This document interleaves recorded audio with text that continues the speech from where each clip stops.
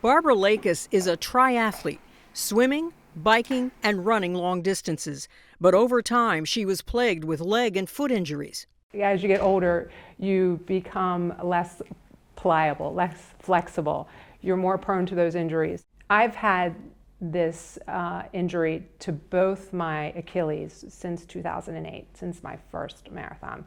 And I had been just kind of suffering through it. Unable to even climb the stairs, Barbara considered her standard treatment options of physical therapy and invasive surgery. When the doctor offered me like door number 3, option number 3, I took it. We performed a percutaneous tenotomy procedure, which is a big mouthful for a small surgery.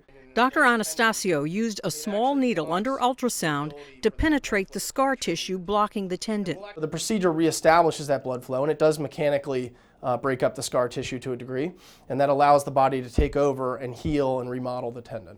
There is no general anesthesia, general surgery, or prolonged healing time, and it's performed in the office.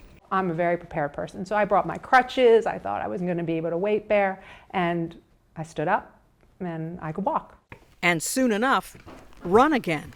I'm Marty Salt reporting.